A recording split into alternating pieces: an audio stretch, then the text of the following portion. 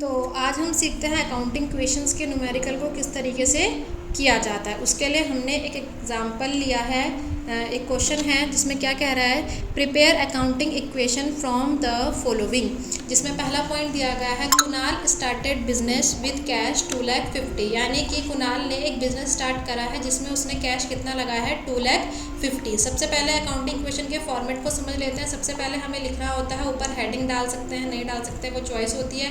उसके बाद हमें नीचे लिखना होता है कि assets is equals to liabilities plus capital. उसके बाद एक और हेडिंग बनती है जिसके अंदर हम लिखते हैं सबसे पहले सीरियल नंबर, देन ट्रांजैक्शंस, और उसके बाद एसेट्स के अंदर हम कॉलम्स क्रिएट करते हैं। और ये कॉलम्स जो होते हैं वो फिक्स नहीं रहते, वो हमें क्वेश्चंस के अकॉर्डिंग बनाने पड़ते हैं। किसी किसी में एक बनता है, किसी किसी में 4 या किसी किसी में उससे ज़्यादा भी बन सकते हैं। कौन से क्वेश्चन में कितने कॉलम्स बनेंगे वो जब हम क्वेश्चंस अच्छी तरीके से सीख जाएंगे तो क्वेश्चन को पढ़कर ही हमें समझ में आ जाता है कि एसेट्स की कितनी कैटेगरीज बनने वाली है। सेम यही चीज़ हमारी लायबिलिटीज साइड पर काम करती है कि लायबिलिटीज़ के अंदर कितने कॉलम आएंगे वो हमारे क्वेश्चन के हिसाब से चेंज होते रहते हैं। तो इसमें हमने एसेट्स के अंदर जो है 3 कॉलम बना रखे हैं और लायबिलिटीज़ के अंदर 1 कॉलम है और कैपिटल का 1 कॉलम है। वो तो आपको हर क्वेश्चन में बनाना ही पड़ेगा। ये जो तीनों हैं ये हमने क्वेश्चंस को पहले ही पढ़कर स्टडी कर लिया था कि हाँ इसमें इन एसेट्स के बारे में बात हो रही है तो इनका कॉलम हमें क्रिएट करना पड़ेगा। ये चीज़ जब हम क्वेश्चन बिल्कुल अच्छे से समझ जाएंगे तो आपके भी माइंड में ये सब चीज़ें फिक्स हो जाएंगी क्वेश्चन को पढ़ते ही कि हाँ कौन सी एसेट्स के अंदर कितने कितने कॉलम्स बन रहे हैं और कौन सी लायबिलिटीज़ के अंदर कितने कॉलम्स बन रहे हैं। तो पहला पॉइंट लेते हैं जो कि कह रहा है कि कुणाल ने जो है स्टार्ट करा है बिजनेस, तो सीरियल नंबर पर डाल देंगे 1 और जो भी हमारी ट्रांजैक्शन है उसका हम पूरी जो लैंग्वेज होती है उसको वहाँ पर से लिख लेते हैं। उसके बाद हम समझेंगे कि हुआ क्या है कि हमारे पास बिजनेस स्टार्ट हुआ है तो हमारे पास पैसा आएगा यानी कि कैश आएगा, तो कैश में हम 2,50,000 को प्लस साइड पर लिख देंगे। और जब हम अपना पैसा हमने अपने बिजनेस में लगाया है तो बिजनेस में जब भी कोई चीज़ इन्वेस्ट करते हैं तो उसको क्या कहा जाता है, कैपिटल कहा जाता है। इसलिए कैपिटल के अंदर कितना हम लिख देंगे 2,50,000। अकाउंटिंग क्वेश्चन करते हुए हमें ये चीज़ ध्यान रखनी पड़ती है कि जैसे ही आप किसी ट्रांजैक्शन को पूरा करें तो आपको ये मेक श्योर कर लेना है कि जो आपकी एसेट्स वाली साइड में जितनी भी वैल्यूज़ हैं उनको प्लस करके वो इक्वल रहना चाहिए किसके, लायबिलिटीज़ प्लस कैपिटल के। तो चेक कर लेते हैं कि इस साइड पर हमारा टोटल कितना आ रहा है 2,50,000 बिकॉज क्रेडिटर्स तो अभी 0 हैं और इस साइड पर कितना आ रहा है 2,50,000, यानी कि दोनों ही साइड्स हमारे क्या हैं, इक्वल हैं। नेक्स्ट ट्रांजैक्शन की बात करते हैं। वो क्या कह रहा है, ही परचेज फर्नीचर फॉर कैश, यानी कि हमने फर्नीचर परचेज करा है किसके लिए, कैश के लिए, यानी कि हमने कुछ फर्नीचर खरीद कर लेकर आए हैं जिसके बदले में हमने पेमेंट करी है कैश में। तो सेकंड नंबर डालेंगे सीरियल नंबर पे, उस पर हम जो भी हमारी ट्रांजैक्शन हुई है उसको लिख देंगे। और हमारे पास से पैसा क्या है, गया है, यानी कि 35,000 को हम कैश में से क्या कर देंगे, लेस कर देंगे। और हमने एक कॉलम बना रखा था फर्नीचर का, फर्नीचर में हम 35,000 लिख देंगे।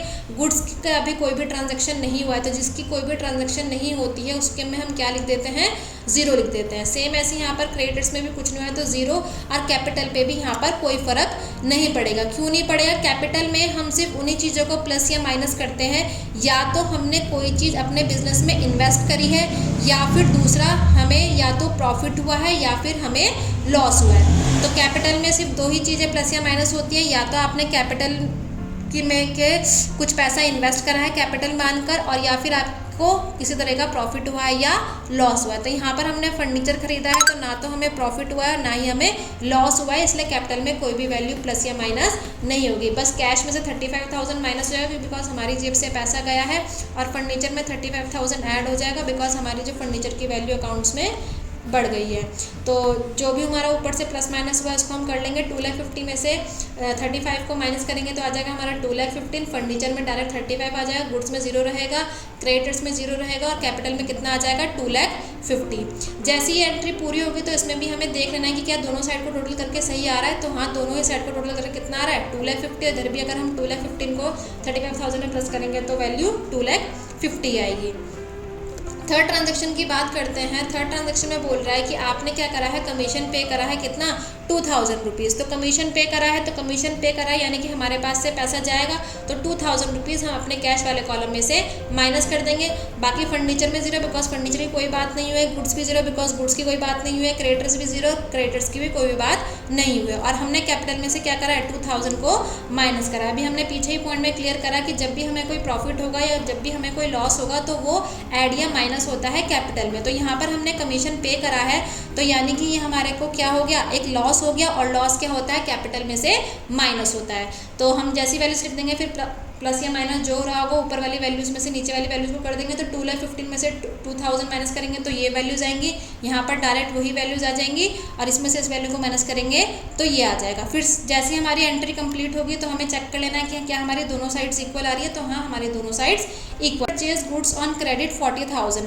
अब हमने सामान खरीदा है, लेकिन वो सामान कैसे खरीदा है, क्रेडिट में खरीदा है। क्रेडिट का मतलब होता है उधार में खरीदा है।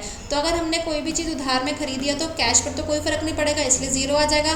फर्नीचर पे भी कोई फर्क नहीं पड़ेगा, लेकिन हाँ, हमारी गुड्स की वैल्यू बढ़ जाएगी, बिकॉज गुड्स हमारे बिजनेस में अब आ चुके हैं। कितने आ चुके हैं, 40,000। और क्योंकि हमने ये सामान जो खरीदा है उधार में खरीदा है, तो ये हमारे ऊपर लाइबिलिटीज़ क्रिएट करेगा, और लाइबिलिटीज़ के अंदर एक कॉलम खुल जाएगा क्रेडिटर्स का, जिसके अंदर हम क्या लिख देंगे, 40,000। कैपिटल के अंदर जीरो ही रहेगा, बिकॉज ना तो हमें कोई प्रॉफिट हुआ है ना ही कोई लॉस हुआ है। फिर सेम वही सबको ऐड ऑन कर देंगे, वैल्यूज चेक कर लेंगे कि क्या हमारा ये वाली साइड इस वाली साइड के इक्वल आ रही है। तो हाँ, ये वाली साइड हमारी इस वाली साइड के इक्वल आ रही है।